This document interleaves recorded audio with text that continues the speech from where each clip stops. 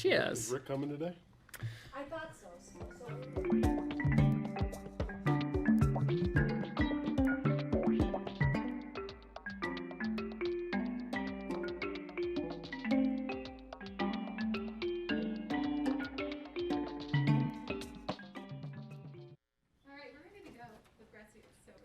Great. All right, then welcome everybody to the now July 28th, postponed from July 21st, APCHA Housing Board meeting. And we'll take a roll call vote to start. Okay, Francie. Of course I I'm do here. that. Carson. Here. Skippy. Do I still say here? Mm-hmm. Okay, great. Present. Present. I always say present because I'm That's present. fine. John. Present. Rachel. Here. And Kelly. Hi, I'm here. And Rick is out and David Loffrener out. Yes, and if either of them, well, we're not expecting David, but if Rick shows up, we will say so for the record. Awesome. So we'll open the meeting with public comment today. We have none in the room, but I would invite anybody who is in the digital space to unmute yourself, state your name for the record, and you have 3 minutes to talk about anything not on the agenda. David might be Carolyn. And it still has like a minute lag, so we'll Got just give it a second just in case. And I'm going to close down my Zoom since we don't have any of our people there for me to see the hands of. And we'll just use that. All right. Well, seeing none, we will close the public comment section of the meeting and turn it over to Cindy for a staff update. Okay, Diane is unable to make it today, so she wanted me to just update everybody on the executive director that will be starting October 13, Matthew. He does plan on coming out for a few days, either the first or third week in September.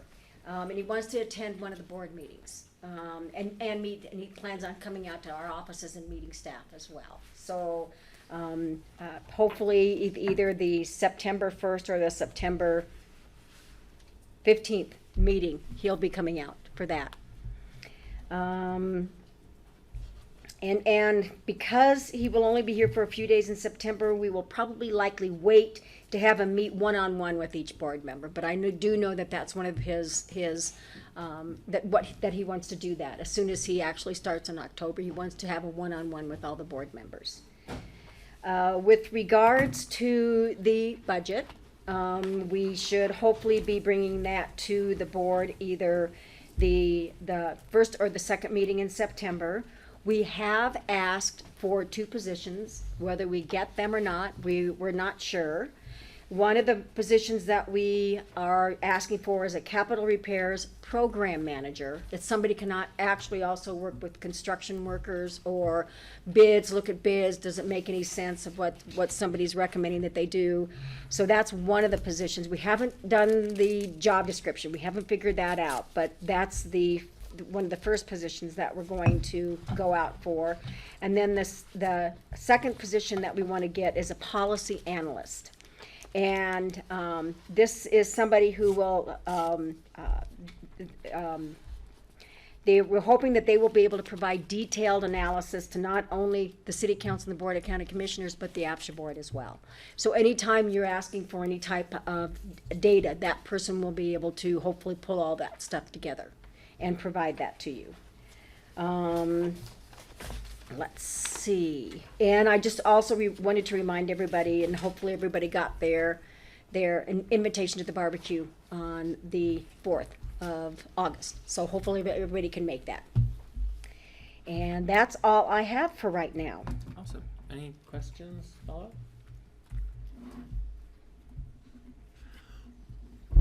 Madeline, just so I know, where would I see, I mean, I know we don't have anyone, so there's no chance that like Rick is on there raising his hand right now. Okay. No, yeah.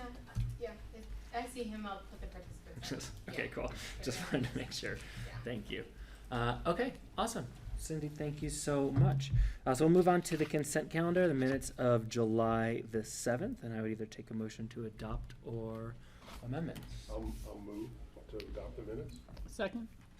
A motion and a second. Can we do all in favor now that everyone's in the room? You still really need to do a roll call vote on Yep. that, okay? Let's take it away. Great, great. So we've got Carson, Yes. John, Yes. Rachel, Yes. and Kelly. Yes. Thank you. Awesome. All right, moving right along, discussion of amendments to the APCHA employee housing regulations. We have 3 things proposed today for anybody watching in the digital space. That's modification of retirement and disability work history, dependent age modification, and lottery chances modification. This is the first time the board's going to be considering this. If they move forward to a first reading, there'll be 2 opportunities at first and second reading to come in, comment, and you can do that in person, digitally, or in between. So there'll be plenty of opportunities for that. We're going to take these one at a time, and just from some board feedback, I'm going to try to just segment initial questions first before we get into discussion, just so everyone feels heard and there's like even time. So modification of retirement and disability work history. Cindy, if you could. We give actually us- have Bethany now. Oh, great. Yep. Yay, Bethany. Hey, Bethany, welcome. Hi, how are you? She looks a you. little bit holy there with the light behind her. I'm sorry, I can move. I'm out of state, so I'm coming to you from the East Coast. So Oh, cool. I have one screen, Skippy. So Cindy and Maddie, if you can help me with any questions, that would be great as we work through this. So the first one that you'll see in your memo is, as Skippy just mentioned, is the proposed change for an individual who was a full-time employee worker in Pitkin County must work for a minimum of 10 instead of 4 immediately prior to point of disability or retirement age. So currently it's at 4, and the recommendation is to go to 10. I will cover the second part of that piece in a minute. We included in the packet the survey results from earlier this year, and certainly it's about the percent who do not live in APCHA units, or who are, it's about 78% that do think it should be 10 years. And then those folks that do live in APCHA housing, it's about 68% think that it should be at least 10 years instead of the current requirement of 4 years. I know that survey didn't get as much response as you had all hoped for, but there seems to be kind of consensus, I would say, that a longer work history is possible. The next piece, and then I'll turn it back over to you all for any questions or further clarification, but Cindy and I have been speaking to a lot of owners recently. It seems probably at least close to a dozen at this point that have called and asked if there's any sort of possibility for someone that has worked in Pitkin County for about 30 years, you know, either started at 20 or a little after, if they could retire a little early. And they're not looking to retire at 50 or 55, but maybe 62 instead of 67. And so one of the proposals that staff put in into this is that if an individual can document a 30-year work history in Pitkin County with 15 of those immediately preceding point of retirement, we would allow a 5-year early retirement. So again, it would be 62 or you know, not before that point of 5 years. I'm happy to answer any questions. Fancy. What is the retirement age? So Maddie, or if you're controlling the screen, could you scroll down, please? Oh, thank you. I So see we follow IRS retirement age guidelines. It hasn't been updated in a while. That being said, anything 1960 and later for your year of birth, full retirement age is 67. And so what that looks at is when you're eligible for your full Social Security benefits.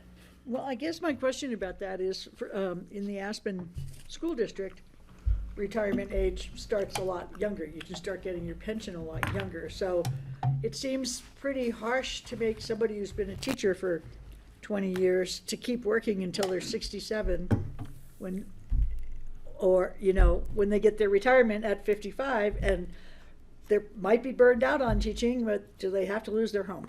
You know, that's, Yeah. Doesn't mean they can't go work somewhere else. And that's basically what we've told. well, that's what they're told doing, them. is going Yeah. and working somewhere else. I'd hire him as a teller. And as long as they're working someplace else in Pitkin County, that 30 hours a week, because all you have to really work is 30 hours a week. You don't even have to work a 40-hour work week. So, Yeah. but that's what we've told some of them that have retired Some of the teachers. early. Skippy? Well, I guess it's a comment as much as a question on these. I've really thought a lot about this one, and I can see where offering some relief is worth considering. But, you know, and frankly, this is more my history from this, but being almost 30 years in office and off and on this board, we've always maintained that it's full Social Security age. And when we look at the subsidy of new ongoing units at close to 300,000 or more Yeah. per unit, you know, and if someone can live from 55 to 75, that's 20 years of subsidized living in Aspen without working here. And that gets a little hard, I think, for anyone to accept. And, you know, But it's not 300,000 a year. I mean, well, no, I mean, the subsidy of that unit was 300,000 to Right. begin with. Yeah. And it wasn't, in my mind, so that someone could have a 20-year retirement in the Oh, I see what Aspen yeah. condominium. It was to provide workforce as well. But again, I believe in retirement, and we have a retirement policy now. But what I was thinking is, if I was going to offer a modification, was more like 35 years instead of 30. And I would have it that you have to reach early Social Security retirement age. So that's a few years less, 4 or 5. But I really, if you started working at 25 in Aspen, 30 years later, you'd be 55. To say you can retire, if you have the money to do so, obviously, that's a really hard hit on the housing program. I have a hard time saying we're going to subsidize someone's retirement potentially from 55 to 85. I see that it's a really hard hit on that. But then again, you are the voice for the individual worker. So Yeah. I do think that, requiring somebody then to work until they're 67, I mean, I'm 74 and I'm Yeah. back working. You're so- still working. But still. No, I I'm just know, saying, I know. especially if you have some, something that has worn you down, or a disability of some kind that's not a total disability, that might not qualify you for the disability. I just, especially if you've lived in your house for a long time and you kept it up, and and I'm the one who said, look, it was a $300,000 gift, so Yeah. do they really have to get money out when they sell it? They got their money at the beginning, you know what I mean? So Yeah. I kind of talk you out of both sides of my mouth, but Yeah, I no, it's just, good to I debate just feel all for, these. Well, why not add- particularly teachers. why not add something where you, I mean, I'm not sure I feel that you should be able to just retire. I mean, this is, to me, it's workforce housing. It's for, I mean, I agree, teachers, anybody, whoever worked for 30 years in Aspen has provided a major, contribution to our community. I want my 40-year pin. But at some point, why not put okay, you've retired You need to leave? in 10 years or 5 years or Well, something? and I'll just jump in, because I had a constituent grab me and say, who's approaching retirement age, who was like, you should kick people out. Like, this is workforce housing. I've lived in this house my husband and I have lived here for 25 years, and it's not for us anymore. We should have to move somewhere else.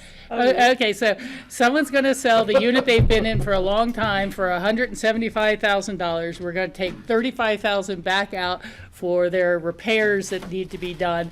and then we're gonna tell them to please move somewhere else Yeah. at this age and move all your possessions so, out, yeah. and we hope you have enough money to make it, thanks for your contribution to Aspen. And where they're That's not gonna gonna move to happen. will be Des Yeah, it Moines or sounds cold and something. heartless when you put it that way. Yeah. You It's just can't not move gonna happen. anywhere in this valley for $175,000. No, you can't. They have to move somewhere else. To They have Grand to Junction, die, and you're gonna have to basically. wear masks. Not even Grand Junction, Donut, you know, John. Des Moines You or gotta work for something. me, All man, right. just a donut. Quick question for you, Bethany. Great. So, which was a question I had. Other than 12 people requesting it, and I understand why someone would request early retirement if they're coming up on that opportunity if they want it. Are there other reasons that staff has found to justify detaching from this national standard? So the general standard that APCHA has followed, I think there are some professions that are more taxing, and people can't continue to do them in some cases to 67. And so I think the rationale, as well as talking to these folks and listening, is the idea that sometimes people's bodies start to fail and they might not be able to do what they've always done. And yes, I'm sure, they can get a different job, but it is looking at whether it's 30 or 35 years they have contributed to Pitkin County, and we're not allowing them to retire at age 50 if they've, worked since they were 15 or 20. We're basically saying or suggesting possibly 5 years early. I don't know, Cindy, if you have anything else to add to that. And that's, yeah, so you couldn't be 55. The earliest you could be would be basically 60, but most of the people who were 1942 and earlier are older than that anyway. So that's kind of out of the mix. So you would be really close to that full-time retirement. You might be like 3 or 4 years earlier than that if you work that amount of time. Well, that's why my comment was I would continue to tie it to a national standard of 62. the early retirement age is the earliest if you've had, and I again would say 35 years, not 30. It's just my compromise. The follow-up question I have, Bethany, is I think the examples that I'm hearing, which maybe draw more need, are someone who has had a particular job, has a hardship or disability.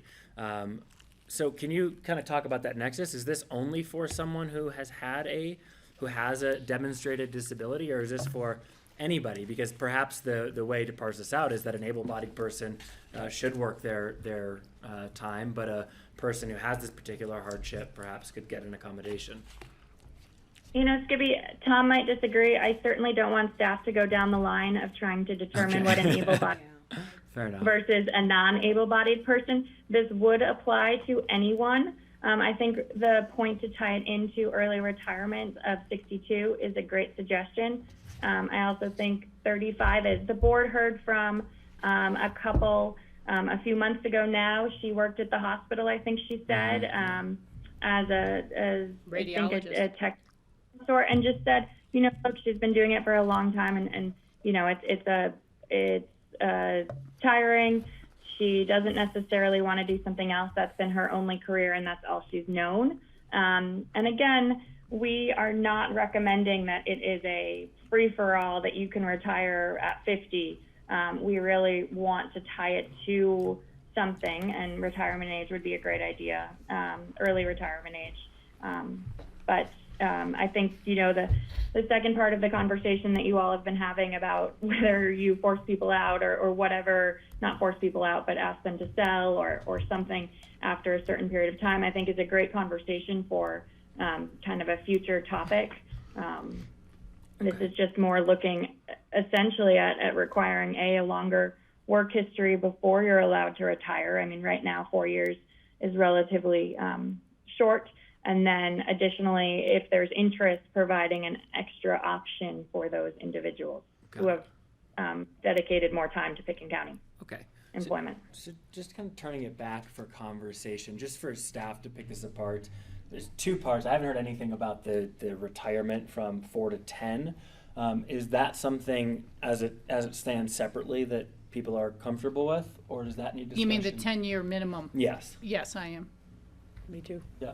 Okay. So for staff's clarity, we're comfortable with that piece. Well, I do have to say, Patty brought the concern up with our board that she may not be comfortable with it. So I'm comfortable with it, and we'll have to just sort of debate Pitkin County's input for Well, we have 2 out of 5. before the next work session, or Yeah. before our first reading on these regulations. I'll bring that input. That's, and you're asking about on the retirement Yeah, question, yeah, not the just disability. to Yeah.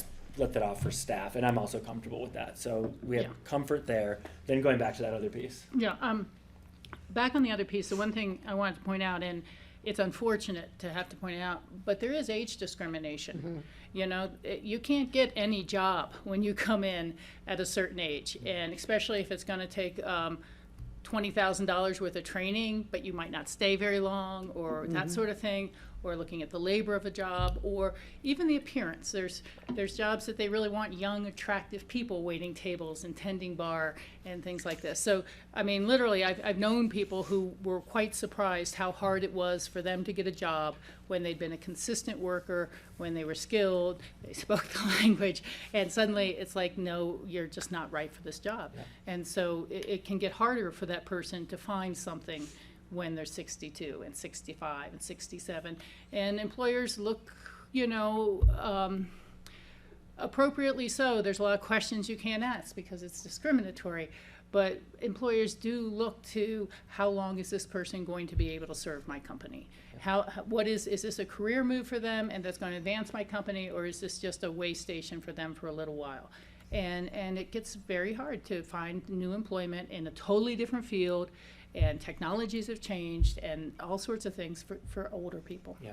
And they may have limited disabilities too. You know, the And then person- the employer starts thinking, am I gonna have to accommodate an ADA request from Yeah, this really. person in the future? Yeah. And they will, if they've hired them. And then suddenly, I can't lift the 50-pound box, you have to get somebody else to do it. The person who brought this question to me was a teacher for a very long time, and then she was a long hauler with COVID. And so she's got brain fog, but she's not on disability. So she's working now as a baker at Paradise at 5 o'clock in the morning, so she doesn't lose her housing. it's pretty rough. She doesn't even need the money that badly because she can start drawing her pension. And so Right. I don't know, it's hard.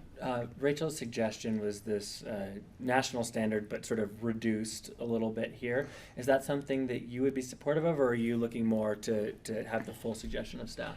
Well, I agree with John that the housing is for working people, and that we don't want to set up something that people are going to start scamming. We don't want people retiring at 58 and scamming the system and taking it away from somebody who really needs it. And I'm thinking, more about people who have the houses. I think if you're in a Burlingame or a unit or something, that I'm just thinking about the upkeep that it costs her to keep her house going, and so the amount of money that she has to put into that all the time, and they have to put in a new septic now and all of that. So by the time you've completed all that, you have put not the whole 300,000, but you have put quite a bit of money back into it. So yes, I would support a exemption for people with extenuating circumstances, I guess is what I would say. Okay. Maybe my friend wouldn't qualify for that, but Yeah. there would be people who would. I guess that's what I would say, that maybe we could have, maybe it would be Mick with the hearing officer or somebody who would hear this, or maybe it would be this board, Yeah. hear the story Then and you get in say, trouble by, We're getting back into special review. That's- getting back into what? Well, the special review, Yeah. like we discussed before, where, it's just too easy for one person to say, well, I didn't see their circumstances as much different from mine, Uh-huh. and I didn't get the same outcome. I know, it's a problem, for And sure. so, I again, it's a harsh standard now. This would be some modification of it, and maybe baby steps are the way to go. So hearing this middle ground, hearing from John, I don't want to characterize it, but hearing we shouldn't change it. Is that fair? No, I'm on board with, I think, I look at it more like Rachel's suggestion about kind of sliding scale, early retirement. If you work a long work history in Aspen, in Pitkin County, you're allowed to take early retirement. But I go back to the other side of that too, like 10 years, if you retire at 62 and you live in your unit for 10 years, you're 72. right? And you live another 10 years, you're 82.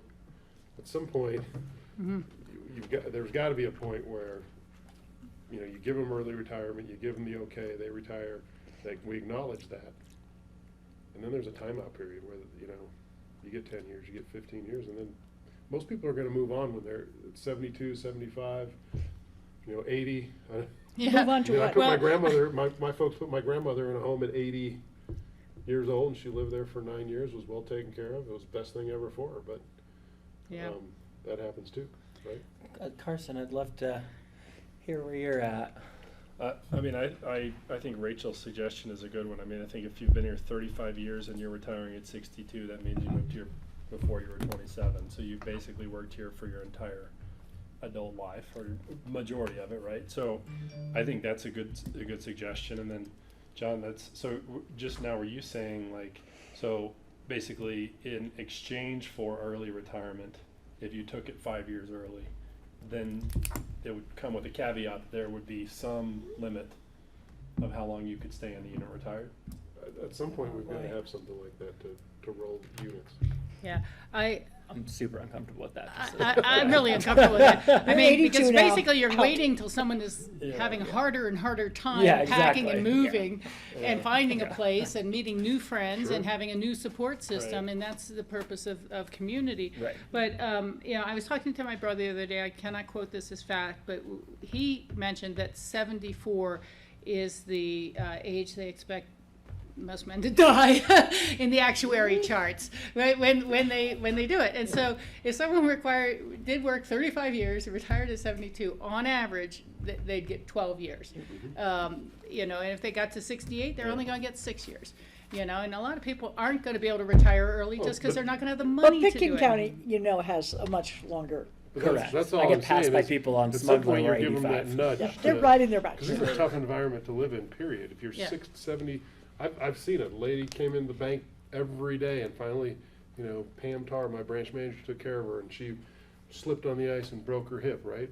And she finally moved in with her daughter in Florida, and it was the best thing she ever did. I know. Right? I can see So you're that. giving those retirees that want to be here, but it's hard to move, and it's hard to. I don't know though. I mean, I will say separately, you know, the county, you know, we have a policy about aging in place. Like Senior there's a services. best practice related to how we, you know, care for our seniors and how we incorporate our seniors into the community that is not based on moving them out or moving them into care or moving, you know, it really Well, is I mean, like. this lady volunteered at the theater Aspen all summer long, handing out programs. She was a fantastic part of the community. But at some point, like, I know, but did- she did made it herself- as her own choice as Exactly. opposed to somebody Well, else but- saying, you have to go, I hope your daughter will take you. it's a nudge. I'm calling it a And, nudge. and Yeah. I mean, I will honor that, like, you know, we don't have other options, right? Like, a whole other policy conversation, you know, is how do you develop housing for seniors? Like, should we be thinking about providing things up valley? Should this program incentivize, you know, moving into different units to downsize, et cetera, et cetera, et cetera? I'd love to have a much longer policy That's discussion an on interesting idea. the end game. I really do empathize with what you're saying here, and it's just not an easy set of issues.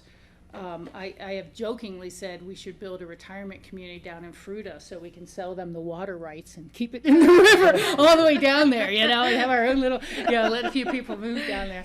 But, you know, I like that. I think we just have to take small steps with this, and again, if we were talking about greater policy on that, I think one of the biggest things that would be the nudge that would help people move is tell them you'll give them $10,000 for helping to pack and move.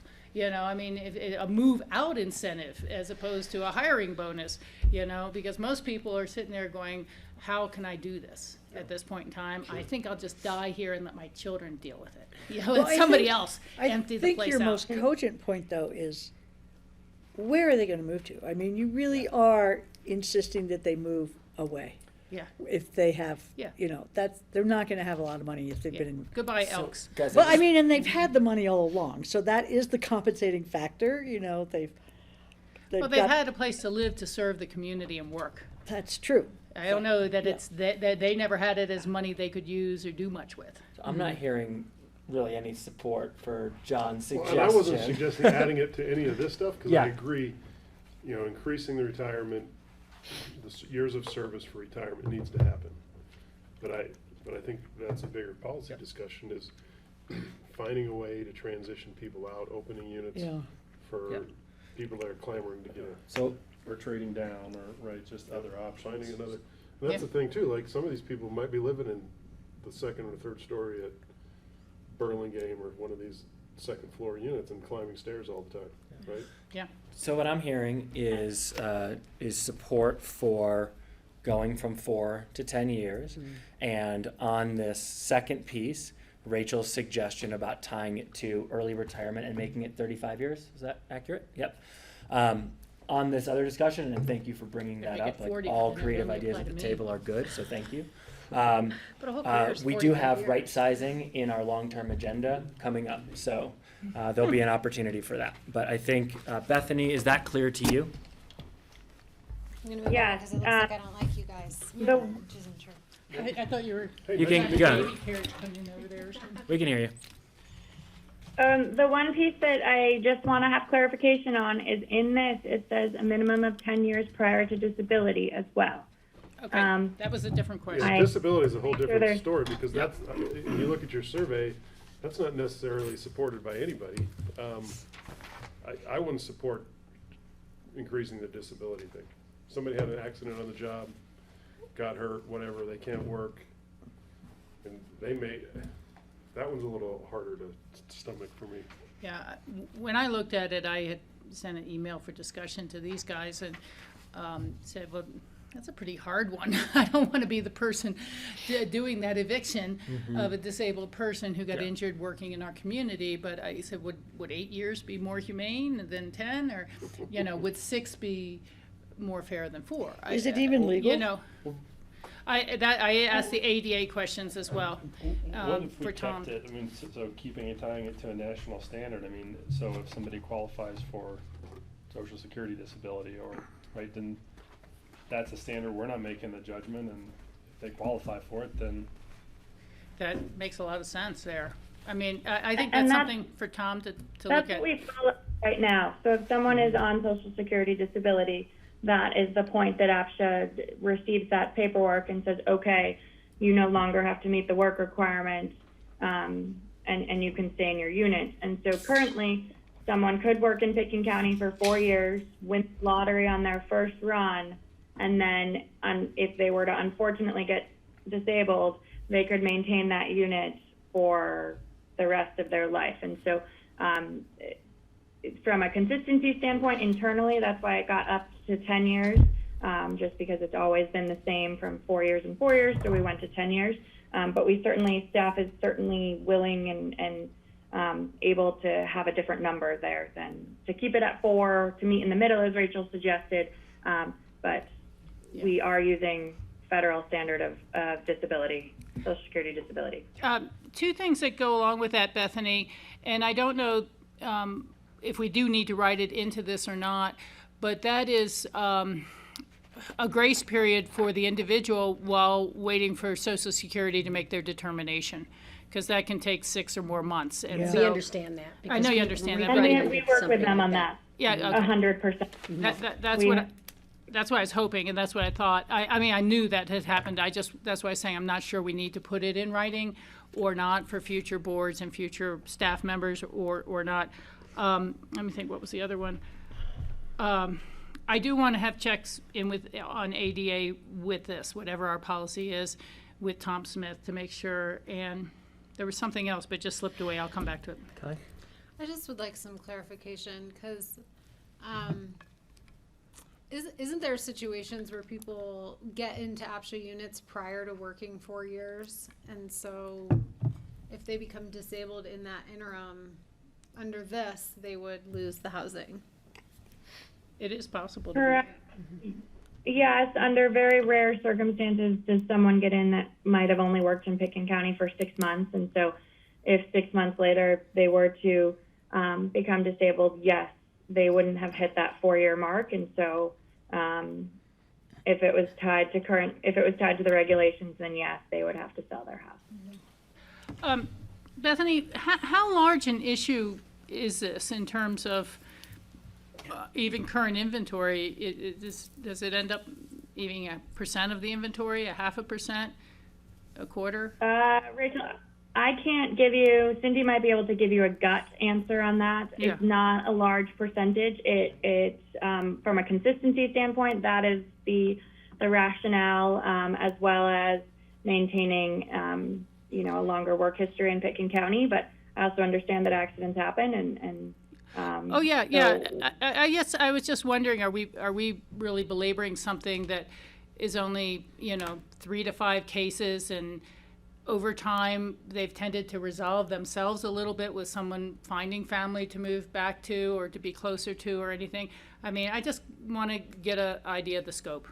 Well, and honestly, the percentage-wise, I don't think that there's a lot, but I also think that with the survey that we're just doing, we might be able to actually provide some of that data to you, at least on the ownership ones. We're now working on the rental affidavits that we sent out.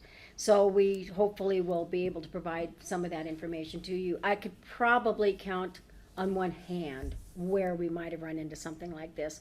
But the majority of the people have been working in the valley for way over 4 years. Right. That this has come up, that this issue has come up. So it's something that's, I don't think is a huge issue that's out there. It was just something like what Bethany was saying with regards to retirement. It was 4 and 4, and then it was moving 1 from 10. We just thought, let's see what the feeling is out there on changing this. Okay. Right.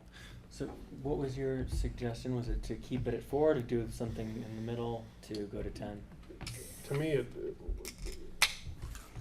4 makes sense just because qualify for housing, you get in early, For But- disability. for disability, Yeah. Yeah. right? So that if something And- happens and they can't work, and, And adding the Social Security disability standard? yeah, which is the standard we use today, right? Okay, but just having it in writing Yeah. makes sense. Kelly, does that make sense to you? Yeah, I mean, I think if you're already in APCHA housing, I would, regardless of the 4 years, given that this is so infrequent, that person should just continue to qualify You guys okay with that? and stay. Rentals as well as owned Yep. units. These are Yeah. both, right? Yeah. Rentals, I- rentals are a little bit different, because somebody, the day they start working here in Pitkin County, Oh, they they could get a can. rental. Right. The day they start If one's working. open. So Yeah, which it's, yeah. Good luck. So that could be a little bit more of a sticky situation with regards to that, but I would think that, and again, I have not seen any of that for any of the people who are tenants, that if they had a disability, that right when they moved in, that they couldn't work anymore. I don't know if that's happened, if it has happened. I mean, I know somebody and everybody else knows who this person is, that worked full-time for the assessor's office for years and years and years and years and years, and was totally disabled. So there are instances where you can still work when you are Yeah. disabled as well. So, and it is something that obviously we would look at what the disability is, we would look at what avenues there are, that maybe somebody says, well, I have tried this and I have tried that, and it just hasn't worked out. Who knows, it might be to where we understand that you've tried this, and with the disability that you have, it makes sense. You've showing some type of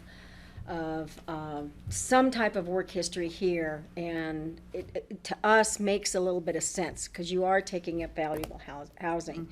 And if the day you move in and all of a sudden you become disabled and you can't work anymore, you've got so many people out there, especially in rental situations, that now we do have somebody in a unit that now they can't work. So does it make sense to tie that up? It's, again, right now we haven't seen that. Yeah. That hasn't been an issue. So knock on wood, hopefully that will continue to where that's not gonna come up. So leave it the way it is, which is rental and ownership, the way it's written. And then deal with it if it comes up. Are you okay with that? Great. Okay. So Oh, Was Tom raising his hand or scratching his head? I think he's scratching his head. I had another question, if that's okay. Yeah. Thank you, Skippy. I'm wondering if under this section, and I know you guys, again, deal with it when people let you know what's going on, but I'm thinking about a temporary disability and affecting their ability to hit their work hours for the years. Do we need to mention something if someone becomes temporarily disabled and unable to work? They need to contact the office. I'm just thinking if someone has a broken leg and used to be a Right. waiter and can't wait tables for 8 Or weeks. COVID. Or COVID or whatever, but, Bethany can answer that. And I see Okay. Tom's hand is now up. okay. We, Tom, let me answer Rachel's question, and then I'll pass it to you. But Rachel, right now we do have a form that someone can fill out, and it's actually their doctor that has to sign off on it. That basically says what they can and cannot work. So that it might say that they're only allowed to work 10 hours a week or something. And so we'll work with them under those situations, and on a case-by-case basis, waive the 1,500 hours if that's it. We certainly have a heart and are compassionate, and Yeah, if it's just that they want to sit on unemployment, that's a different story, because we're still hearing cases of that where they don't want to go back to work and they just want to sit on unemployment. But we try our hardest to work with folks and to get them to have their doctors. Yeah, and again, I trust you guys, and I know where the heart is. I've known you and Cindy for a long time now, Cindy forever. But what I'm wondering is, should we put a statement in there, in this section, to be able to tell people about the form and how to, should someone become temporarily disabled? We request they contact APCHA to make us aware of the challenge you'll have within making your hours, and that a doctor's slip will be required or whatever. But I just want the guidelines to be as transparent as possible, and every little bit of procedure that we already exercise is somehow referenced. That's all. Sure. We can work on adding something in and bring it back for a first reading when we do that. Don? Yeah, I just wanted to make a comment. This discussion shades into an issue which we haven't directly faced, and I've raised it with Diane and the staff, and I bring it up now just so you know that at the staff level, it's something we're starting to think about. And that is that related to the issue of retirement, aging and retirement, is that we can have people in units who can't take care of themselves anymore. Yeah.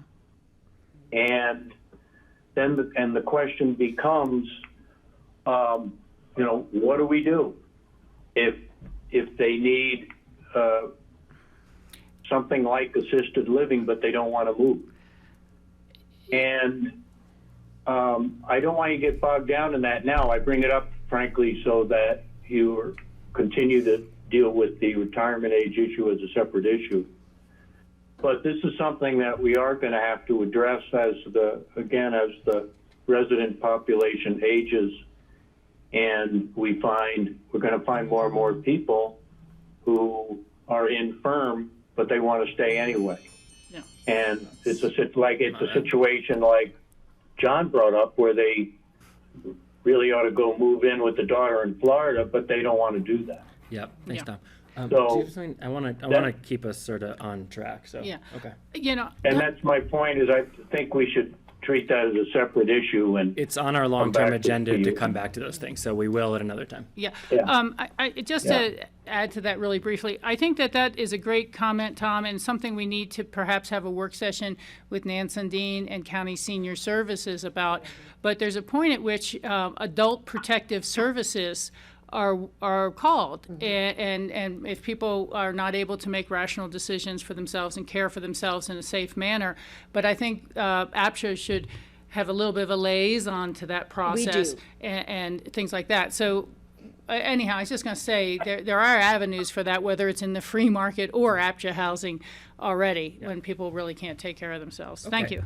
So just to wrap up part A of ABC, we're hearing agreement to move from 4 to 10 years We are saying that we're going to tie to the national standard for early retirement for 35 years of work history, and that for the disability, we're going to stay at 4 years plus tying to that national standard. Yes. Yes, okay, And I have great. one question about that. So that 35 years has to all be in Pitkin County, Yes. and then 15 of it has, Consecutive. you have to, is that a different issue? Should I not bring that up? No, just 15 of that has to be before Living the in retirement. APCHA. But no, oh, yeah, but doesn't it say you have to live in APCHA for 15 years? No, it says immediately preceding retirement. So somebody could have worked here maybe 25 years and left for 4 years. But now they've been back for 15 years, Oh, I see, okay. or something along that line, right? Isn't that right, Bethany? Cindy? No, it does say, It says it does 15 years say in in APCHA. order to have this ability to retire early, you must spend 15 of those years immediately In APCHA. preceding retirement living in APCHA Living in APCHA inventory. housing. That was the idea of, we are giving them that doesn't come up the yet. ability to retire early, and so we were trying to tie it to something. We can certainly strike that provision if there's not consensus on it. Well, the way you're kind of proposing it and how it would work out is to prevent someone from being In free market jumping. 55 and buying a Yeah. unit and retiring at 65, and they had the work history in Pitkin County, but they had not lived Right. in APCHA housing before then. Right. They'd had other housing options. Right. Correct. You know, Right. that seems to be that, you know, it shows the dedication to the community that you didn't try someplace else first for 2 years and come back and get 2 years of work history and then go somewhere else and come back. That's right, yeah. Well, One of the things that I have had people who own free market, who say, I'm gonna sell, now they're like 65. Give the money to the 70. kids, so I I'm qualify. gonna go ahead Yeah. and sell, and I'm gonna buy employee housing. Yeah, which is not the intention. And of the program. that is hard for us, when they own a free market, and now they want to move into our housing, because they can because keep, yeah, it's cheaper, yeah. Which is wrong, Yeah. frankly. I'd be in favor of 30 years versus 35. Only because you moved here as a young person, maybe you worked for a few years, left, did something else, moved back at 30, raised a family, started a business, worked at a bank, whatever.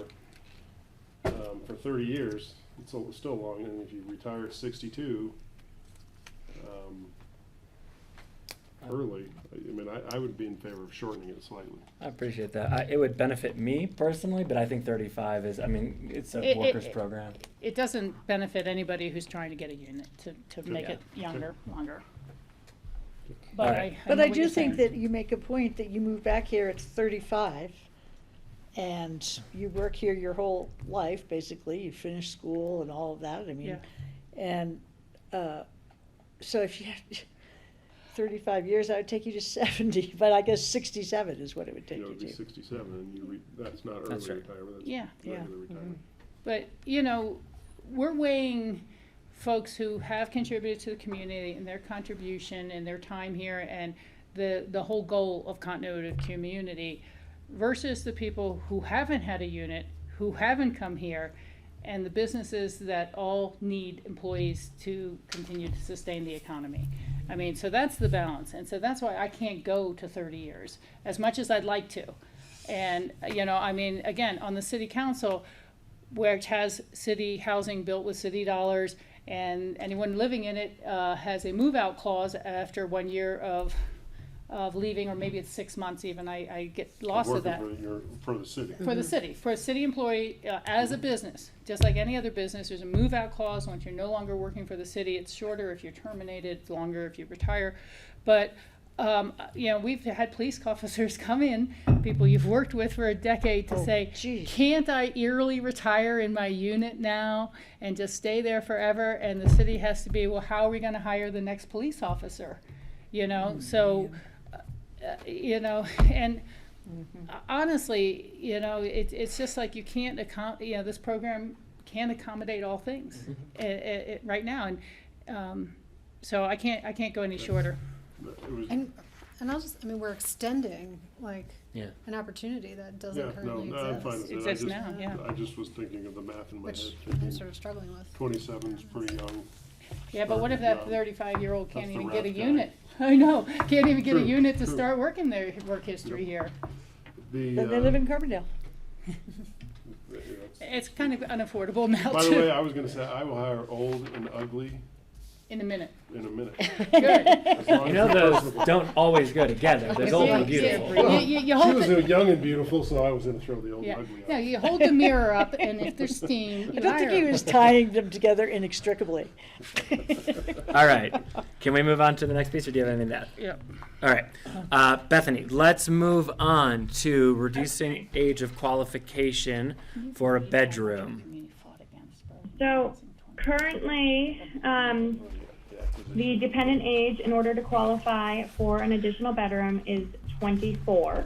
APCHA is proposing to lower that to 19 to qualify for a bedroom. This is a timely discussion in that several changes that we will be bringing are before Burlingame 3 lotteries start occurring with a large number of units coming back on the market. The feedback from the survey was very interesting, and it's actually what I expected it to be, was that those that don't live in APCHA units, 65% believe that 19 should count, not 24, and then it's about the complete opposite for those who live in APCHA units. I think there's a couple reasons for that.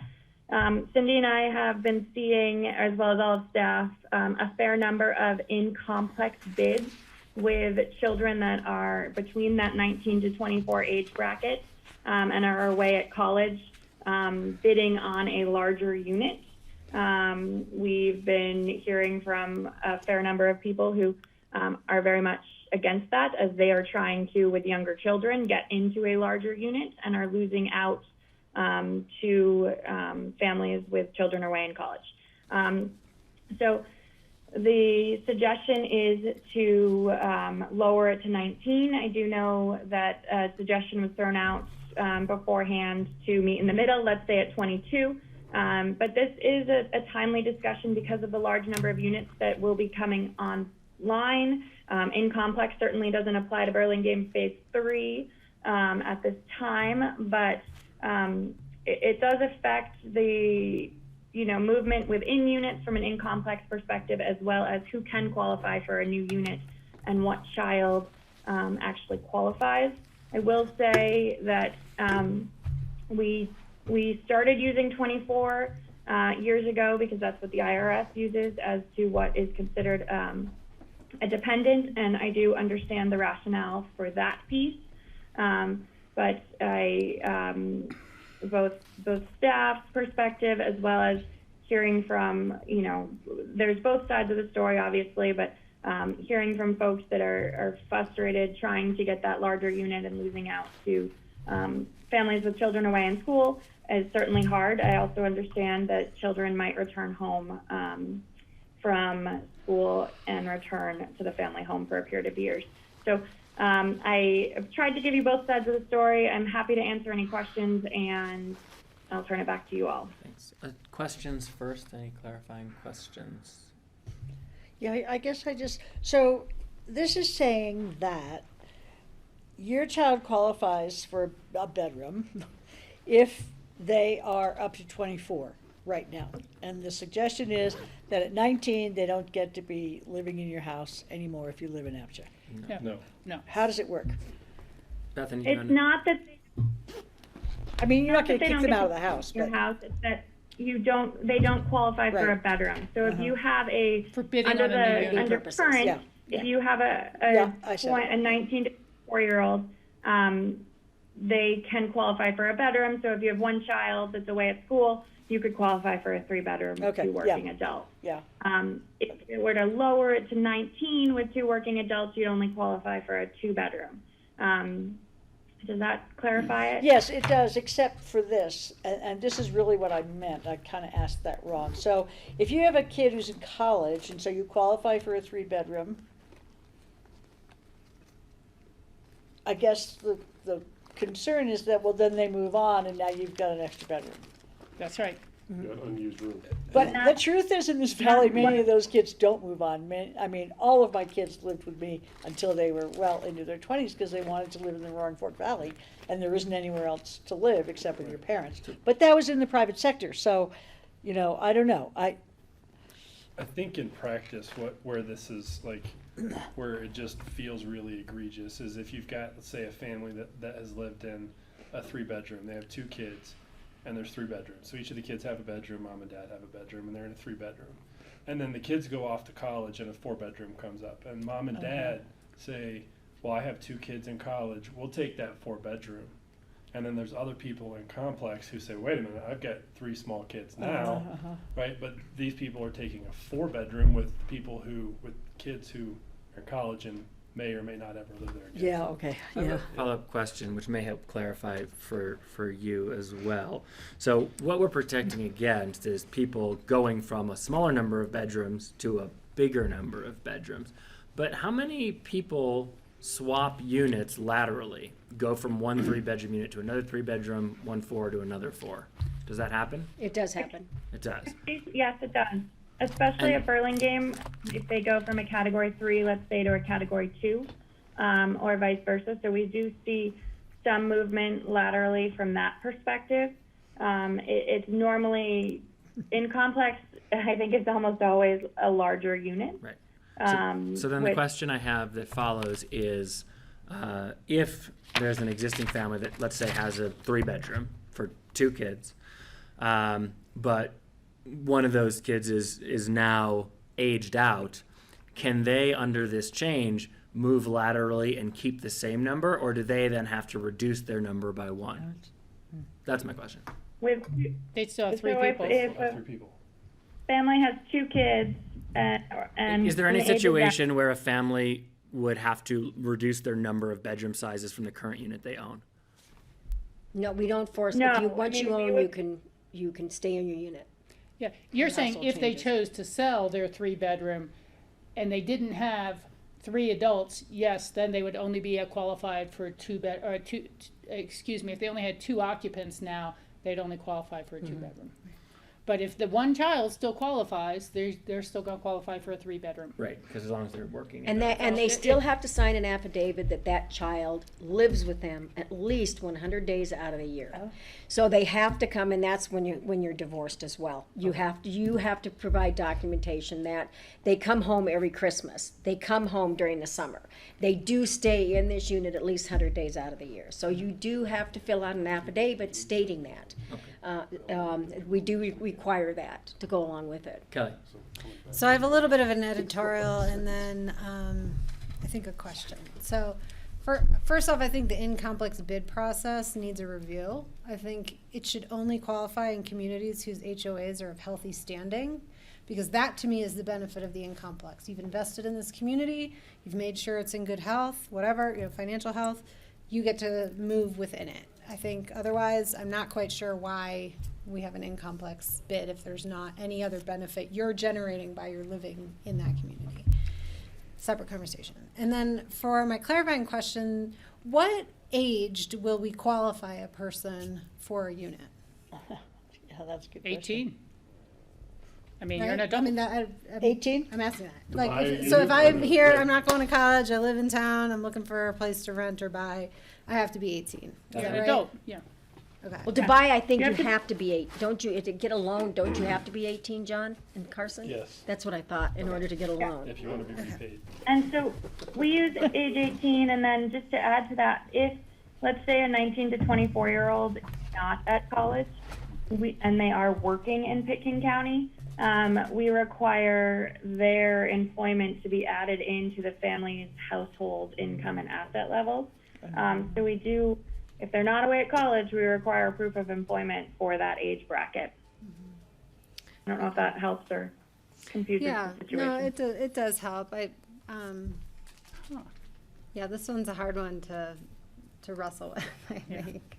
Because, I'm not, it's hard for me that families should be buying bigger units when their children are on the way out. But on the other hand, maybe their children are just becoming working folks in Pitkin County that you know, are Or serving the ability, yeah. purpose of the bedroom for which they're occupying. Well, that's a whole different situation, No. because then they're living in they're not away at college, and they're living there. You would qualify them a different way. You'd qualify them with their income, you know, or whatever. They'd have to fit that category of income at some point. Yeah. Does this make, just so before we go to conversation, does this make sense to everyone? Are Yeah. we getting I'm what not we're for talking about? lowering Yeah, I'm the with age Kelly. at I this think it's a point. tough one, though. I mean, I mean, I would be okay leaving it at 24, but saying that you couldn't go from a 3-bedroom to a 4-bedroom. If you're going 3-bedroom to 3-bedroom, Yeah.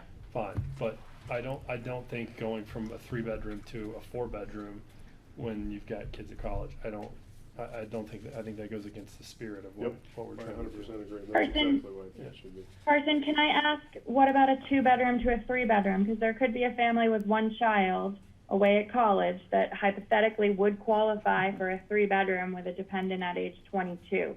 So are you saying no increase in sizing, or is it, I think it should be no, if they've lived in that 2-bedroom for 4 years, right, or 6, Or more. kid goes off to college, and then they're like, hey, this unit came up for avail, it's bigger, nicer, whatever. You shouldn't be able to upsize bedrooms. So whatever a family qualifies for when your child is 19 is what you qualify for Well, but what you're in, moving forward. right? She's saying, like, if you got in a 2-bedroom, and you're in a 2-bedroom, the kid goes off to college, he's 22 years old, and that family wants to upsize to a 3-bedroom. Like, I don't think they should be allowed to do that. well, what if you agree. move here with a college-age kid? and Well, then And you brings work up for the my- county? Like, you're I still forgot gonna his have to name, get Matthew? your 4 years. I mean, you know, if you just had moved here, you gotta start all over. I mean, you gotta start building up 4 years before you're really gonna be in the lottery anyhow. And the chances of winning, then Carson can tell you, are slim, but Yeah. not none. Well, but that's a different story too, because if you've got a kid coming back and they're gonna live with us, live with the parents, now there are 3 people living in a unit, but then they qualify through the income Yeah. process. Same thing. Then he's back, out They're of college, tenant, there's they're no a renter, question. they're a roommate, But- something. If that person is over 24 and working full-time, that household does not have a top priority for a 3-bedroom. Because Because it it's for has to be a children. dependent. Dependent Oh, child. so no matter what, it's they would be like in the second tier. The first tier is a household for a With 3-bedroom, is a dependents. household of 3 with a dependent. Yeah, I mean, you're really bringing it back to what we should be talking about and what was the purpose of a 3-bedroom. You know, if it's workforce only, we could do all dorms, practically, in some studios for the professionals. But, you know, we have 3 bedrooms for families. That is the purpose. And it's not supposed to be unrelated individuals. Now, maybe that is something that could be looked at. I don't know if it's good or bad, but to say dependent or immediate family members, so that 2 adults and 1 son could apply for a 3-bedroom if they're all related by blood and immediate family members. I don't know. That might be opening a new can of worms, but it's worth looking at if it reduces the problem as opposed to increases it. Because what John is saying is that family would have a path to all continue to live together if that 24-year-old child still wants to live with his parents, help take care of him, and that would be applying to the general lottery. Bethany, you had a Cheshire Cat-esque smile on that comment, so what were you thinking? Can of worms. No, I think this is all really good discussion, and I really wanted to before we get too far from Carson's comment, just bring the discussion back for 1 second. But I do think this ties into a larger discussion of right sizing and Sure. whether it's downsizing or term we want to use. To play devil's advocate with Carson's comment for a minute, if we're saying from an in-complex standpoint that there's no, you can't increase your bedroom count. So if you've always been in a 2-bedroom and 1 child's gone, that's your only child, you can't move to a 3-bedroom. But what happens with a brand new bidder? Let's say that they're not in complex and they only have 1 child, they're away at school, that household would qualify for a 3-bedroom. And so I think we need to be careful either creating 2 policies, 1 for in-complex and 1 for general lottery, or we need to make sure those 2 policies are in alignment so that, if there's 2 working adults and 1 child away at school, that household would only qualify for a 2-bedroom as well. And I think what I would hear from the rest of staff is consistency is easiest, both from a rules standpoint and for an ability to communicate this information clearly. Yeah. If I can, you know, last time we talked about this a little bit, I had brought up the idea of, well, how many times can one person be used to qualify for a unit? And so if the kid is 23 and a half and he's used to qualify for the 3rd or 4th bedroom for the family, and he lives with them for 6 months, and then he starts applying in lotteries for a studio, can that, you know, does that person still have a right to apply? Aren't they already used up? And I think that way families will make a consideration of that decision, and having to ask their child, and that maybe the child has to agree to sign on to something. Yes, I'm planning on living at home with my family. I'm an adult now. I can make those choices. I can sign a piece of paper, and then I know I'm signing away my right to bid as an individual in the future. Then how do you deal with that, like in a divorce? Could be the same. I don't know. I didn't think about going down that far of the line yet. We do deal with that. They deal with that divorces already. Who minus gets the one right bedroom. of to claim Right. a No, right? I'm not talking about even with kids. I'm just saying you've qualified for a 2-bedroom. You buy a 2-bedroom together. That person now is divorced and applying for a 1-bedroom. Someone still has a 2-bedroom, and because they've already been counted. Yeah.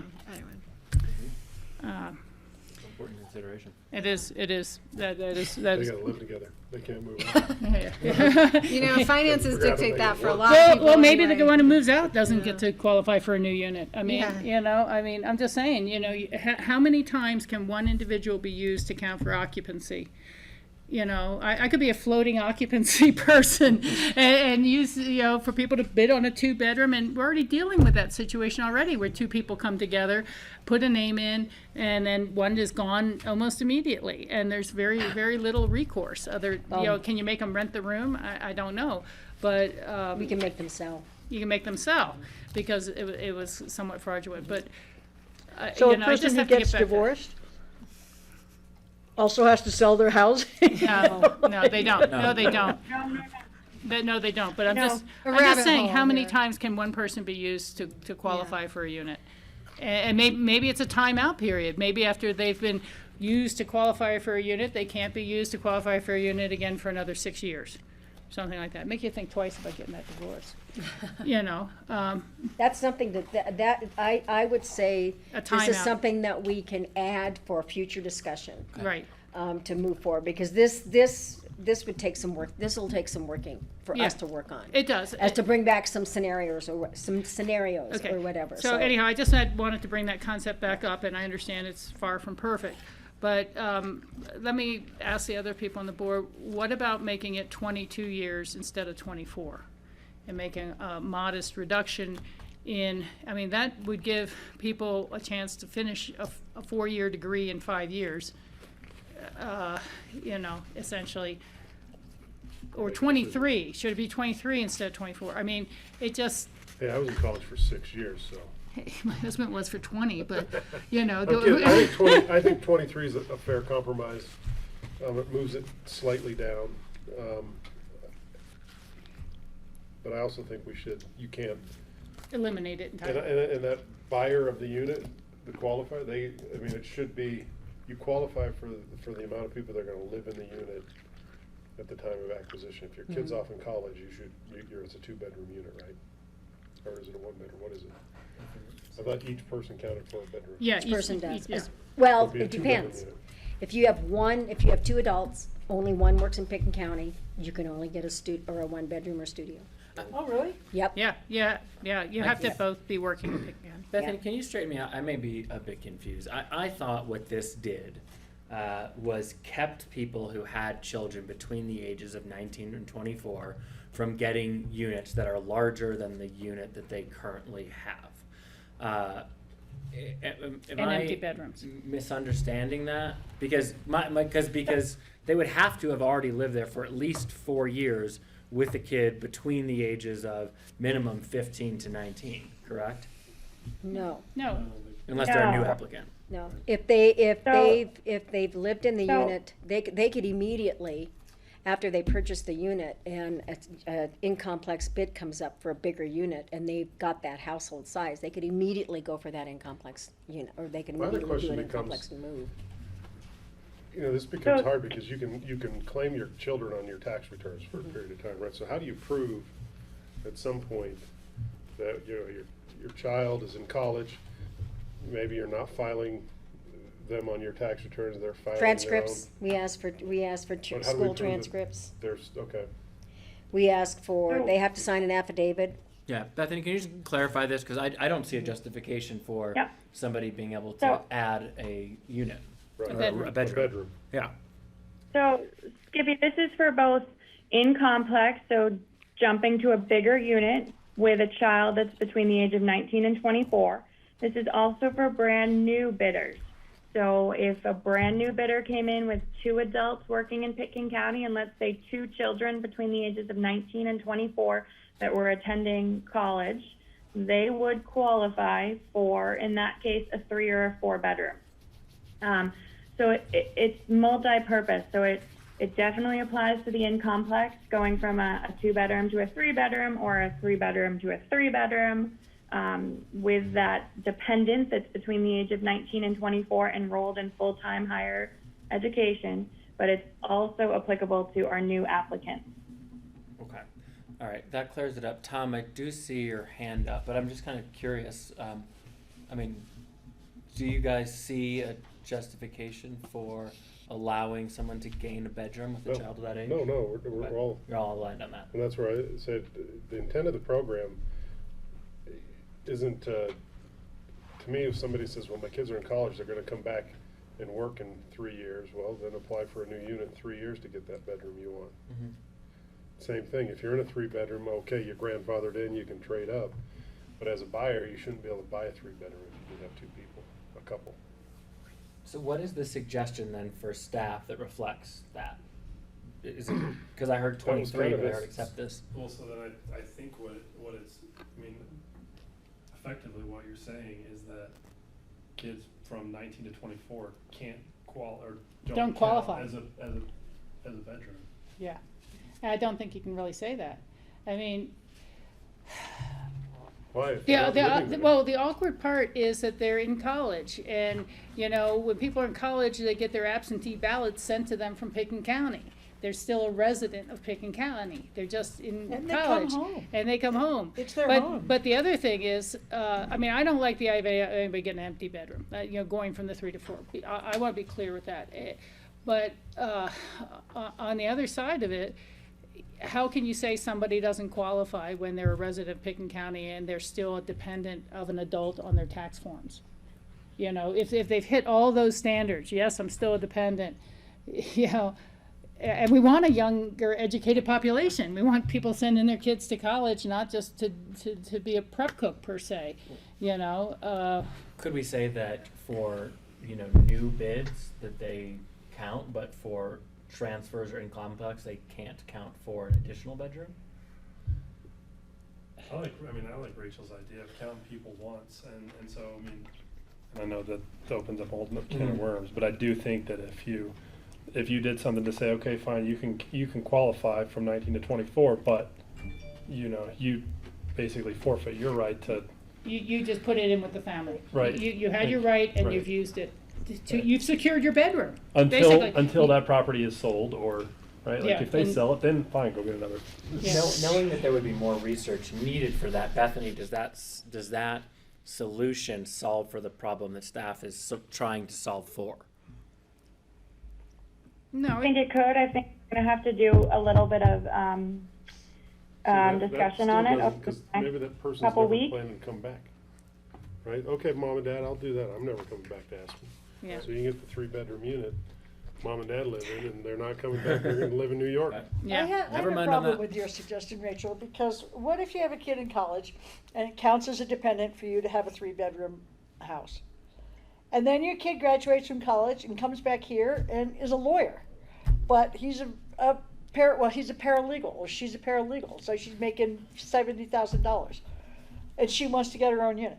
now she can't because she qualified on her parents at one time? Well, mom and dad would have to sell their unit that now has extra empty bedrooms. That they really got this empty bedroom while they were in college. They got a bedroom that was empty, knowing that they can use it as their study and TV and wine cellar. You know, this is the thing. You know, this is the thing. People are gaming the system. People are getting an extra bedroom for themselves, period, that they don't use for a bedroom. It's their office. And You know, I think Cindy and I spend some time with the rest of staff coming up with some different ways besides of reducing the dependent age that might accomplish similar things without adding too many more ifs, ands, or there's, buts. But maybe we can figure something out that would be attractive and you know, palatable to all of you. And I know Tom's had his hand up, so I just want to make sure if Skippy is gotta be okay with it, serious. we Yeah. give him a chance to end. Sorry, Tom, I just wanted to make sure your comments were gonna be focused on something. A question for No, I Bethany mean, on because this. we were Is like this- saying 5 different things at once. I just want to make sure that you knew we're on. So we're kind of skirting around the issue of requalification. So as an example, Bethany, if a family qualifies for a 3-bedroom unit, they have 2 minor children, and the parents stay in the valley, the 2 minor children move out and are no longer dependents, those parents can still own that unit. They don't have to requalify in terms of anything. the number of occupants of the unit. Is that right? Correct.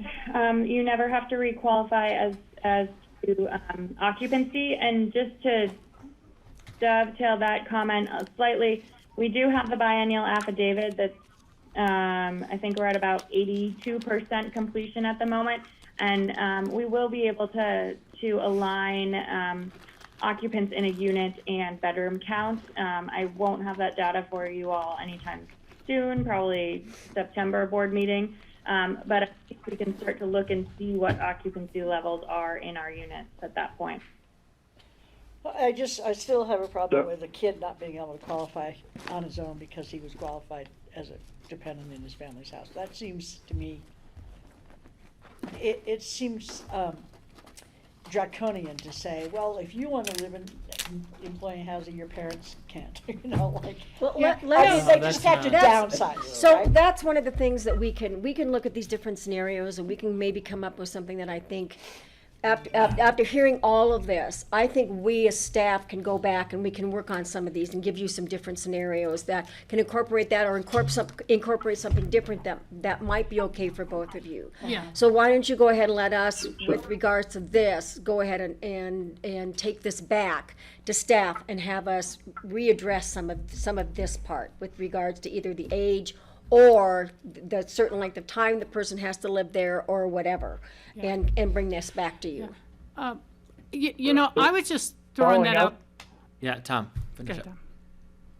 It's just to follow up, if I'm with from to kind of comment on what Francis is saying, if my kids grow up, if I can keep owning my house if my kids grow up and move to New York City and work. Right. Why should the fact that my kid decides to live in Aspen and may qualify for affordable housing, why should that person be disqualified just because the parents are qualified? Well, no, this is on like a transfer up, and using that child to qualify that's in college at some point. Like, to me, Well, it's not but that if the parents can keep the house no matter what, well, no, but that's so why in- not let the kid come back and get a unit? It's just in reaction to Rachel saying that you only get to qualify once. If you qualify in your parents' house, you don't get to That's qualify. between 19 and 24 when, like, I've got, I live in a 4-bedroom house. I got 2 kids. One's going to college in January, and the other one hopefully qualifies for college. But Well, I'm one- in that unit. one way I to don't, I address- wouldn't have to move out if I don't want to. I will at some point because it's too big. Yeah. But somebody that is in a 3-bedroom unit today, their kid goes to college, they want to trade up to a 4-bedroom unit.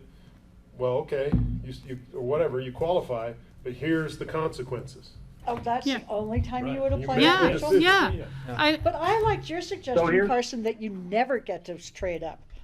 And, unless you have kids, you give birth and you have kids or something. But once you get your unit with your number of kids, you don't ever get to trade up. Well, he's talking. So what if you had Would you suggest What that? if you have a Tom. provision that says, what if you have a provision that says a person cannot be identified, for purposes of qualification, a person cannot be identified as a member of more than one household? Yeah, And right now, you're only allowed to be a part of one household Simultaneously. when you're completing an application. So we don't allow you to be a part Well, of. but if that person was counted previously, it would mean you couldn't be counted again for your own application.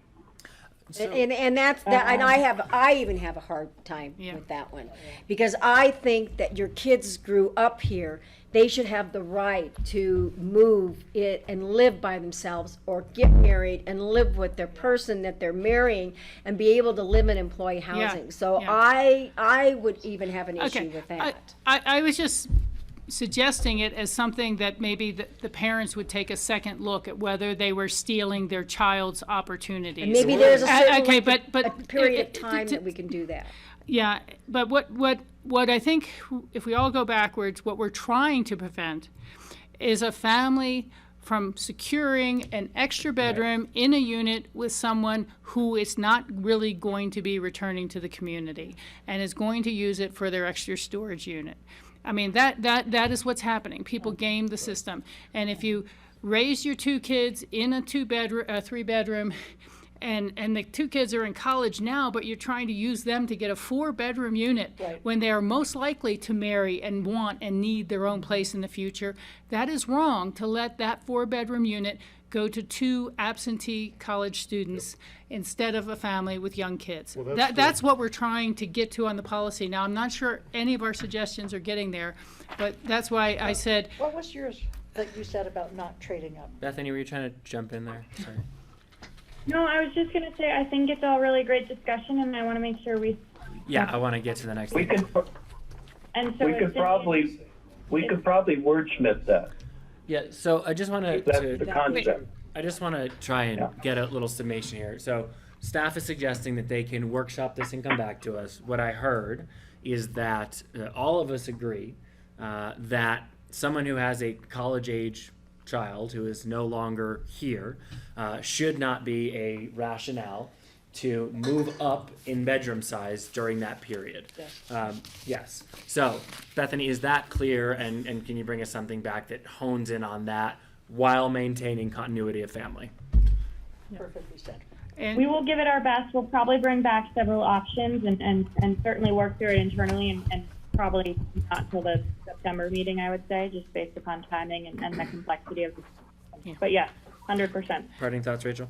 yeah, Bethany, I could kind of visualize this coming out a little bit more like our transfers of deed outside of the lottery process, where it's a series of criteria that they have to hit, and that they're kind of bullet point. It's not just one thing or one sentence. It's a whole series of criteria that they have to hit for this to work. Okay? I mean, it's just a thought, but thank you. Okay, awesome.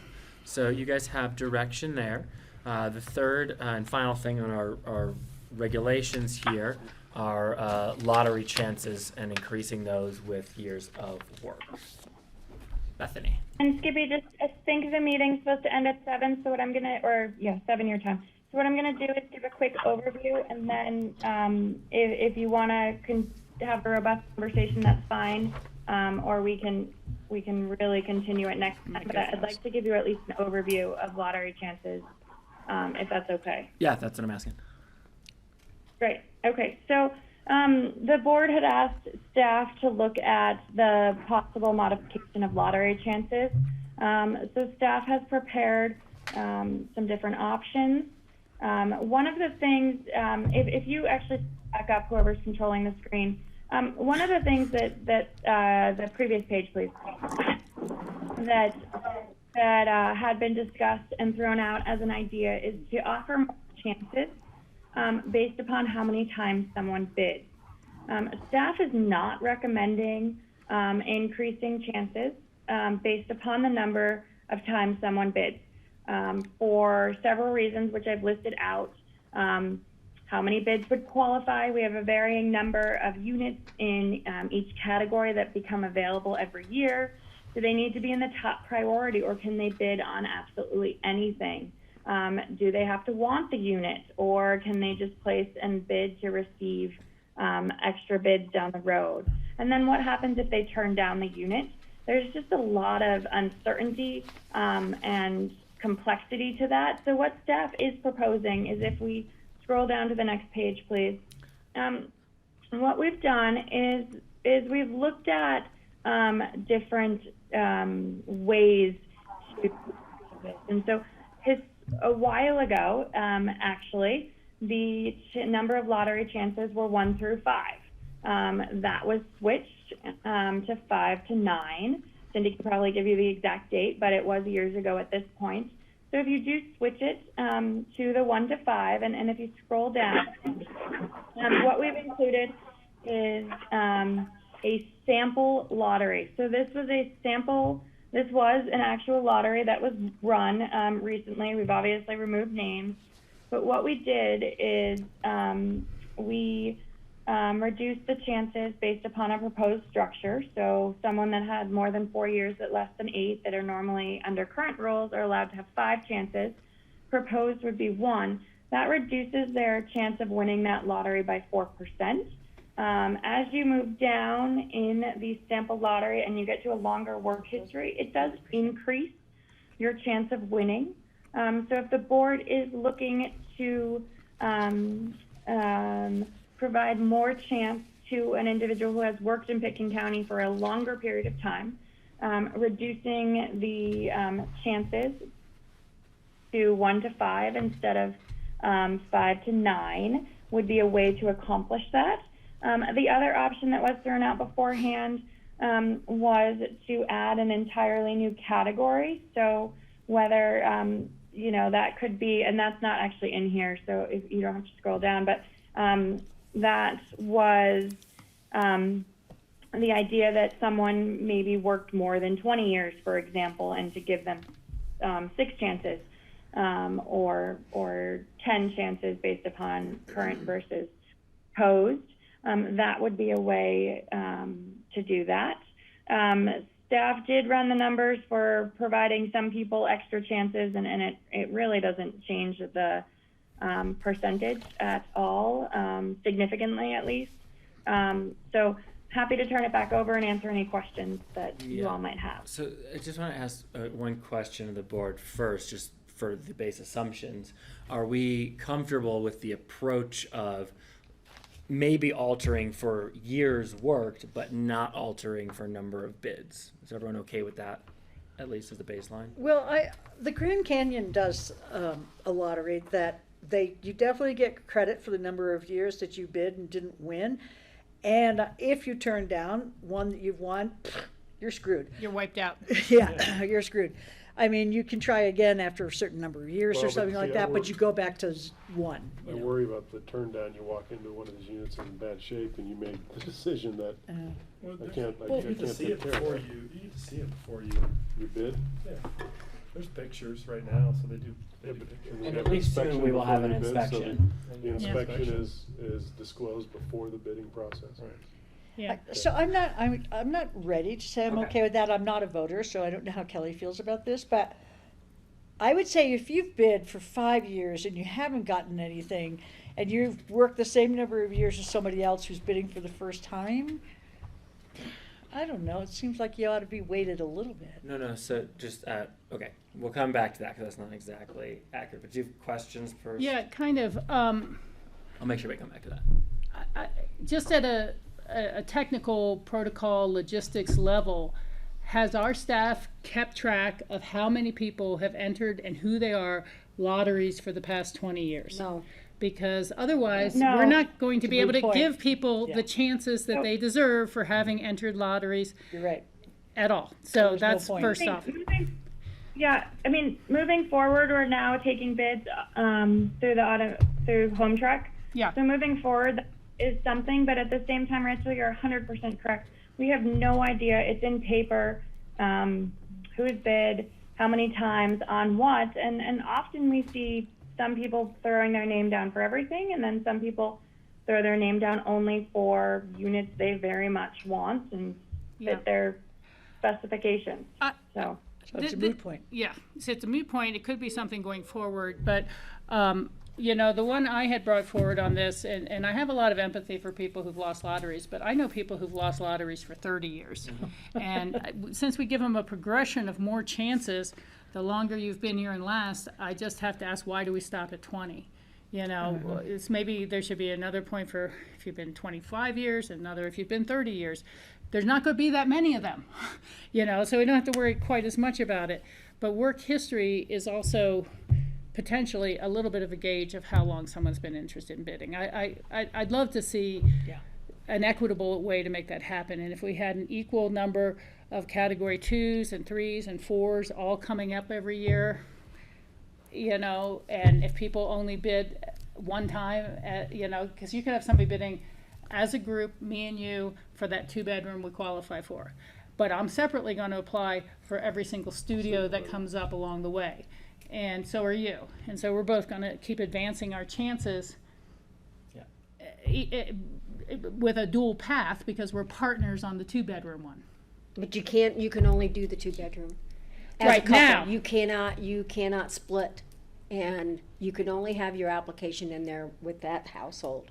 You can't all of a sudden say, well, for this, I'm gonna bid with somebody else. Now I'm gonna just bid myself. So you can't do that can't, anymore for even- 1 year. even if- You have to keep for a whole your year. household for a whole year. Okay. Okay, so you can't even decide to go as a single Right. person.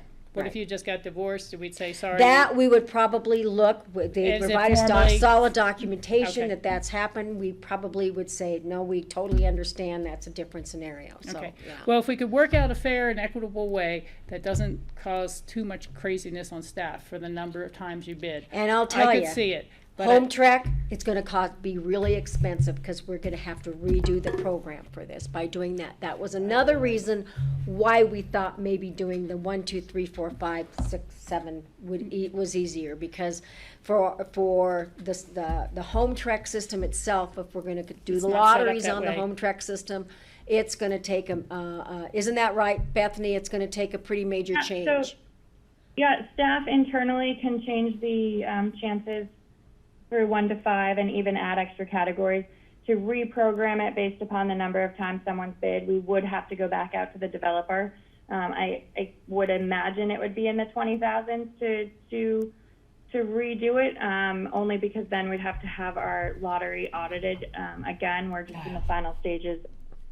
The current lottery audited to make sure it is fair and equitable by an independent agency. So it would just be a couple extra steps. So there were yes, I didn't say that before, but Cindy, you're right. In addition to the problems, I just am not sure it like gets really at the intent of what we were trying to do, because of the reasons for people who are just going to bid on other things, you know, Yeah. whatever's out there, you know, and for the people versus the people who are going to be very selective, and versus this sort of, you know, cynical, like, we're going to reward you for playing our game, you know, like don't feel comfortable with that either, you know, so Well, I don't think it's- necessarily see I the don't think it's benefit. Rewarding people. I think what it is like, I mean, I got to the point where I was realistically about 6 months from leaving. from leaving because of dumb luck. Mm-hmm. Right? I mean, like, not for anything I did or didn't do. I mean, I'm here, I've got a family, we're trying to live but I can't raise 3 children in 1 bedroom. And so, you know, luckily my 31st bid, we finally won, right? So, yeah, so that's my point is I'm just looking at it from, so I'm a bow hunter, and the way the bow hunting lottery works is, you know, you put in and you don't win, you get a preference point. And so it could be, you put in 10 times and you get 1 point, or whatever the number is. But my point is like, if, and then if you don't take it, or you don't put, like, if you win and you don't take it, all your You start points, all again. you start all over. Yeah, that's like. Right, so, like, bidding up and just putting in bids for the sake of putting bids, well, I mean, if that happens and you don't take it, then all your points go away. So it would sort of disincentivize that. I'm just saying, like, and right, it's anecdotal, everybody knows the stories, but I know numerous people who have lived in 3 places and they've put in 3 bids, Mhm. right? And then there's people like me that put in 30 bids and win 1, and I mean, It is, right? It's just it's just dumb luck. And Question: do you get do you find any solace in the fact that, I mean, like, let's just say that it's static where we are. I mean, you do have additional chances to win by virtue of being here more years. You have the opportunity to bid more than somebody else. true, yeah. true, that is true. But Yeah. it also makes it less likely that you're going to be able to get to that point, especially with Yeah. where housing Yeah. prices Yeah, are today. right. Yeah, Yeah. but, again, I think we're all looking at how to slice the pie differently since the pie isn't growing. Yeah. And it will grow soon with some new units out at Burlingame 3. But the other side of that coin is kind of similar to some of the scenarios Kelly was presenting. What about the person who comes to town and works for 15 years and has been saving their nest egg up, and they finally have enough money to start bidding on units, and they really weren't making enough money before, or they hadn't gotten married before. So they have a work history of 15 years, but the guy who just came in for 4 years has the money to bid. And so the guy who's been here 4 years is bidding, and he's bidding on everything, and he's getting a bunch of chances. And the guy who's been here 15 years, 17 years, 18 years, and has only now started to bid, their work history means nothing compared to the guy who's been bidding a lot. Well, That's not fair. Well, That- agreed, but I think that, I mean, right now, majority of the APCHA units, you can qualify for a 97% loan, right? So, I mean, we're not talking about a tremendous amount of money that you would need to save. And I think the number of people who would live here for 15 years and not bid or live in employee housing is, I think it's small. Well, maybe we should, all of us, including me, move off of anecdotal information. Because I know a lot of people who've worked here a heck of a long time and are barely making 20 or 22 bucks an hour. And are, to be able, the offerings we have in those income levels are pretty slim. And, so I know people who've worked here a very, very long time on very low wages and may not have that down payment until their parents pass away and leave them some money. Right. And Are they you haven't- preferential if you live in a rental unit, an No. APCHA rental? No. No. That's all I'm saying, is that, the number of chances is not equal to work history, and people's financial situations are radically different at different points in their life. And a lot of people, and I know I'm one of them, wouldn't feel comfortable with a 97% loan, owing that much money. If I didn't have 20% down and not have to pay private mortgage insurance, I wouldn't be buying the unit. So, again, the financial equity issue is important. I just want to take a quick pause. We do have executive session. I want to get everyone here on time. I assume that our executive session is going to take 15 minutes or so. Does that sound about right? I hope so. Okay, so what I'd like to do, we'll table this, we'll come back to it at our next meeting. But I'd like to just go around the horn and any final closing thoughts that you'd want to share that you would like staff to have before the next meeting or for fellow board members, just so everyone feels heard and we start from a place of that. Kelly, do you have anything? Yeah, I mean, I think there should be additional chances for every 4-year interval that, as is laid out currently. I don't know why you would stop at 20 years for that. I'm hopeful that by only allowing people to bid up one category unit, that we're building integrity in the bid process. And, I'm hung up on this extra chances for extra bids.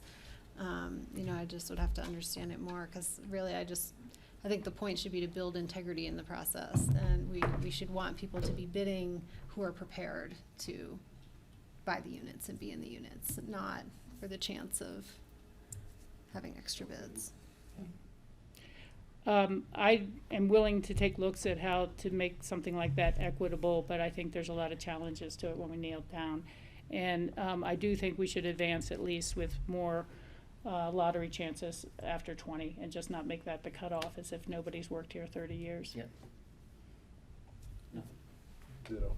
I mean, the only thing I would say is I think that as we move the more chances higher and the lower and the longer tenure, I mean, the flip side is, right, you're gonna have less people that are gonna actually be able to get there because they're not gonna be able to have housing.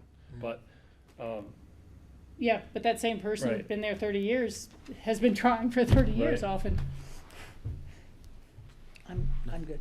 I Cool. don't need to say anything.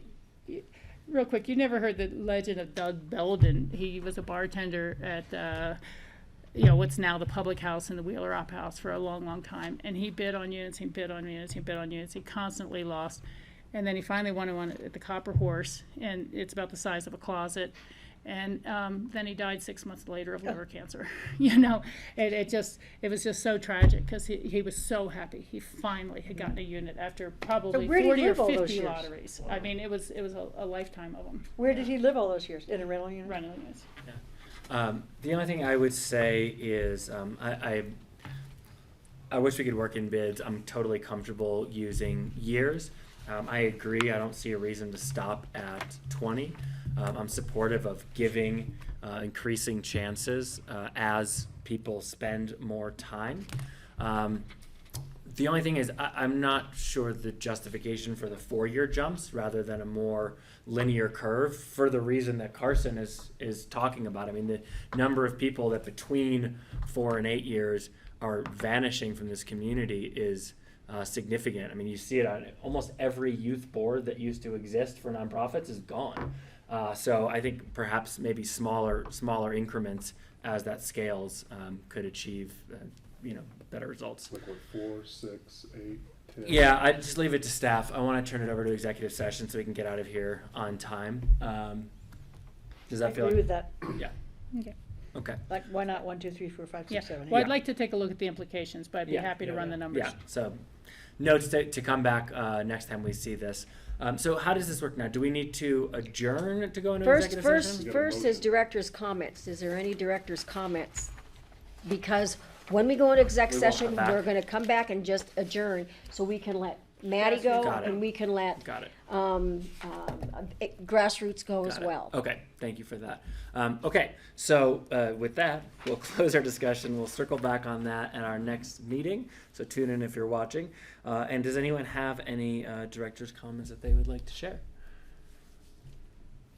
Nothing tonight.